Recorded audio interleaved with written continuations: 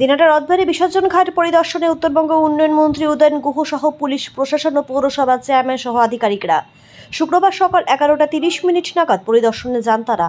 এদিন বিসর্জন ঘাটে পরিদর্শন করে সংবাদ মাধ্যমের মুখোমুখি হয়ে মন্ত্রী উদয়ন গুহ বলেন, এমনি তো আমাদের সিস্টেমে আছেই, আমরা প্রথম বছর থেকে একটা সিস্টেম মেনটেন করছি, সেই সিস্টেমেই এই বছরও বিসর্জন হবে। শুধু দেখে নিলাম কি পরিস্থিতি আছে। এর আগে মাটির মাটি ও নিচের পাথর উঠে গেছিল, সেগুলোকে রিপেয়ার করতে হয়েছিল। এবার দেখছি সব ঠিকই আছে, যেমন হয় তেমনি হবে আর কি। আমরা আশা করি যে বিসর্জন শান্তিপূর্ণভাবেই হবে। আমাদের বিসর্জন এবার 2 দিন ধরে হবে। যে সকল ক্লাবগুলো কার্নিভালে অংশগ্রহণ করবে না তাদের প্রতিমা বিসর্জন 13ই অক্টোবর এবং যারা কার্নিভালে অংশ নেবে সেই সব ক্লাবগুলোর 14ই অক্টোবর প্রতিমা বিসর্জন হবে। তিনি আরও বলেন, এই বিষয়গুলো নিয়ে আজকেই আমরা সকল ক্লাবগুলোকে নিয়ে বসবো। পাশাপাশি দিনহাটা মহকুমা পুলিশ আধিকারিক ধীমান মিত্র বলেন, দুর্গা প্রতিমা বিসর্জনে প্রত্যেকটি দুর্গাপূজা কমিটিকে তাদের বিসর্জন রুট, র্যালিতে কতজন মানুষ অংশগ্রহণ থাকবে এবং র্যালিতে কি গাড়ি থাকবে এই সব পুঙ্খানুপুঙ্খভাবে তথ্য জানিয়ে আমাদের কাছে অনুমতির জন্য আবেদনপত্র জমা করতে হবে, যাতে আমরা তাড়াতাড়ি তাদের অনুমতিপত্র দিতে পারি এবং আমাদের পুরো ব্যবস্থাকে সাজিয়ে তুলতে পারি। তিনি আরও বলেন, দিনহাটার রথবাড়ি ঘাটে 2 দিন অর্থাৎ 13 ও 14ই অক্টোবর প্রতিমা বিসর্জন হবে। বিসর্জন ঘাটে একটি পুলিশ ক্যাম্প ও রাস্তাতেও প্রচুর পরিমাণে ট্রাফিক পুলিশ থাকবে, যাতে কারো কোনো সমস্যা না হয়। আরও জানা যায়, বিসর্জনে মাইক ব্যবহার করা যেতে পারে, তবে ডিজে একদমই বাজানো যাবে না। এমনি তো আমাদের সিস্টেম আছেই, যে প্রথম বছর থেকে একটা সিস্টেম আমরা মেনটেন করছি, সেই সিস্টেমে এবারও হবে।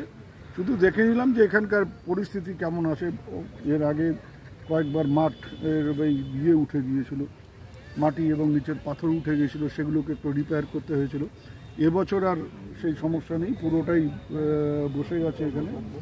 আর ওখানে আমাদের ক্যাম্প যেমন মানে প্রত্যেক বছর হয়, এবারও হবে এবং আমরা আশা করি যে একটা বিসর্জন খুব শান্তিপূর্ণভাবে হবে।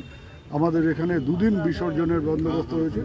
যারা কার্নিভালে যোগ দেবেন না তারা 13 তারিখে বিসর্জন করবেন, আর 14 তারিখ যারা কার্নিভালে যোগ দেবেন তারা 14 তারিখে বিসর্জন করবেন। আমরা আজকে পুজো কমিটিগুলোকে নিয়ে বসে ফাইনালি তাদের সাথে কথাবার্তা বলে সব ঠিক করবেন। ঘাটে বিসর্জন যখন থেকে চালু হয়েছে, যে সিস্টেমে চলছে, দিন দিন উন্নতি হচ্ছে। এখানে কোনো রকম সমস্যা হবে না, ভালো মতো ব্যবস্থা হবে। আজকে স্বয়ং মন্ত্রী মহাশয় নিজেই জায়গাটা দেখে নিলেন, যাতে কোনো রকম সময় উনি কিছু আমাদের টিপস দিলেন, সেই টিপস দিয়ে আমরা কাজ করি। মন্ত্রীর সঙ্গে একসঙ্গে এসে বিসর্জন ঘাট পরিদর্শন করলেন। বিসর্জনের দিন প্রশাসনিক কি ব্যবস্থা নেওয়ার পরিকল্পনা রয়েছে? বিসর্জনের দিন প্রথমেই বলি যে অলরেডি বিসর্জনের পারমিশনের কাজ আমাদের আরম্ভ হয়ে গেছে। পূজা কমিটিগুলিকে বলা হয়েছে বিসর্জনের দিন তাদের নির্দিষ্ট রুট, আনুমানিক বিসর্জনের র্যালির সংখ্যা, কতজন উপস্থিত থাকবেন এবং কি গাড়ি থাকবে সেই র্যালিতে, এই সমস্ত পুঙ্খানুপুঙ্খ দিয়ে আমাদের কাছে অ্যাপ্লিকেশন করবার জন্য, যাতে আমরা তাড়াতাড়ি এই পারমিশনগুলো দিতে পারি এবং আমাদের পুরো ব্যবস্থাটাকে সাজিয়ে নিতে পারি। যেই দিন 14 তারিখ কার্নিভাল হবে এবং 13 তারিখ এমনি বিসর্জন হবে। এইবারে যে আমাদের যথেষ্ট পরিমাণে ট্রাফিক পুলিশ থাকবে, এছাড়াও আমাদের এই ঘাটে একটা পুলিশ ক্যাম্প থাকবে এবং যে মোড়টা দিয়ে হলো সেখানে আমাদের ম্যানপ্যাকের মাধ্যমে এই দুটো দিকে যোগাযোগ রেখে আমরা ট্রাফিকটা কন্ট্রোল করব।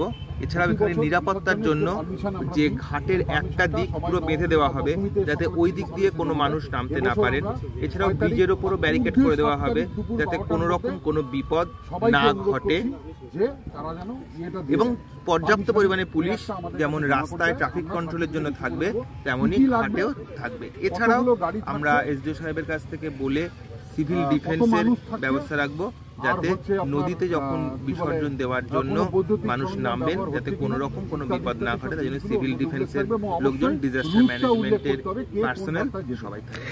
স্যার বলছিলাম, ডিজে বাজানো তো একদম নিষেধাজ্ঞা রয়েছে, কিন্তু কার্নিভালে দেখা যায় প্রত্যেক বছরই ডিজে বাজে। দেখুন, মাইক থাকবে কিন্তু ডিজে অবশ্যই নিষিদ্ধ এবং ডিজে কোনোভাবেই অ্যালাউড হবে না।